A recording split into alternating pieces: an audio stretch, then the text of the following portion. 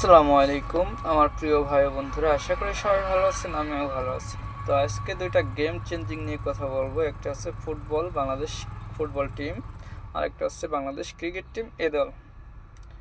খেলাটা হয়তো অনেকে উপভোগ করছেন, আবার অনেকে উপভোগ করেন নাই, তবে আমি ফ্রি ছিলাম, আমি দুইটা খেলাই উপভোগ করছি। তো বাংলাদেশে যেদিন থেকে হামজা আসছে, হামজার আগে চিনতাম না, এই বছরই আমি তাকে চিনছি। যে কোনো মাধ্যমে হোক তাকে আমি চিনছি বাংলাদেশ আসার পরে। তো হামজা আসার পরে আমাদের বাংলাদেশ ফুটবল টিমের প্রতি ভালোবাসা বেড়ে গেছে। সবাই দেখেন এখন অনেকেই হামজার কারণেই ফুটবল খেলাটা দেখতে আসে। আর হামজা এমন একটা ব্যক্তি যাকে আপনি গোল থেকে, আপনার গোল থেকে শুরু করে প্রতিপক্ষ গোল পর্যন্ত সব জায়গায় তাকে পাবেন। তার খেলার ধরনটাই অন্যরকম।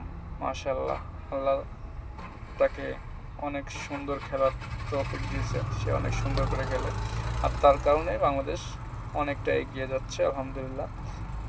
তো বাংলাদেশ ইন্ডিয়াকে যখন হারায়, তখন যে উদযাপনটা হয়েছে মার্শাল্লাহ, বাংলাদেশে মনে হয় আপনার ফিফা ওয়ার্ল্ড কাপ জিতছে এমনটা মনে হয়েছে।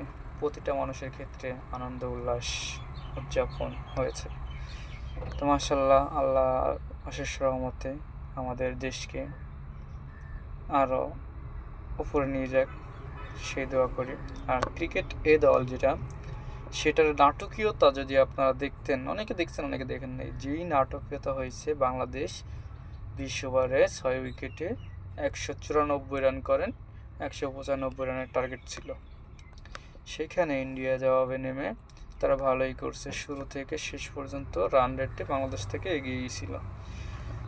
শেষের ওভারে 15 রান লাগে, তো ওরা 15 রানে নিতে, মানে 14 রান নিতে সক্ষম হয়েছে। 15-14 রান নিয়ে ম্যাচটারে টাই করেছে, সুপার ওভারে খেলা গড়াইছে। সুপার ওভারে আমাদের রিপুন মণ্ডল বোলিং করেন। বোলিং করতে এসে প্রথম ইয়র্কার বলে বোল্ড আউট করেন, দ্বিতীয়টা ক্যাচ।